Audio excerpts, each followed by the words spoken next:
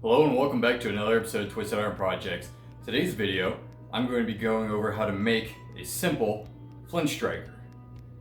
Say, for those of you survivalists out there and big time campers or any type of reenactors, you understand the importance of having a flint and steel in your survival bag.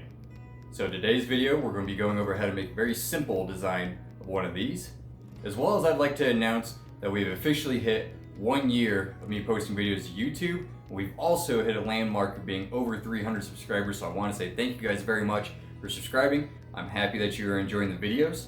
And with these happy announcements, I'd also like to announce that I'm going to be doing a giveaway. So today is September 12th, and I will be drawing the name of the winner on Friday, September 17th. And in that weekend, I will be announcing the winner of the flint striker. In order to qualify for the giveaway, you need to live in America, be subscribed, hit the like button, and comment down below anything you'd like. Just say hello, ask me a question, anything you'd like. And that'll enter you into being part of the giveaway. Look forward to seeing you guys next week's video. And at that time, I'll be announcing the winner of this flint striker. Let's get to the forge. To start things off, I'm using a piece of spring from a garage door. And so we're going to have to straighten that out because it comes in a ring, seems how it's a spring. Real simple, heat it up, take it over the horn of the anvil, try to tap it lightly to straighten it out. We're not trying to deform or forge it, we're just trying to straighten it at this point. Now, to help me prevent myself from actually forging it and hitting it too hard, I am using a lighter hammer. It also saves on my elbow and my wrist in the long run, because when you're swinging a 4-pound sledge all day, you get kind of tired. So switch on up to a lighter hammer when you're able to. I highly recommend that. Now that we have that straightened out, I'm going to do a little bit of an offset here. This isn't really necessary. You can go a lot simpler with this. I just think it makes it look more refined and actually made than just bending over a piece of steel. So I do this little offset, clean it up a little bit, just to make it look a little bit nicer than what it is. Now, I am using the garage door spring. You need spring steel or some type of high carbon steel in order to get the sparks on the flint. That is a key to this project.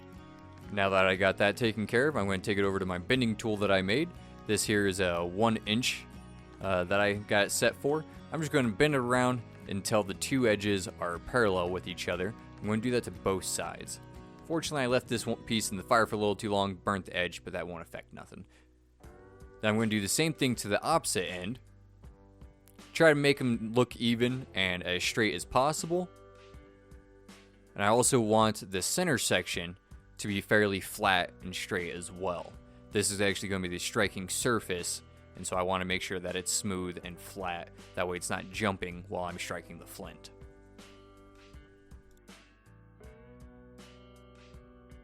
Now we move on to heat treat.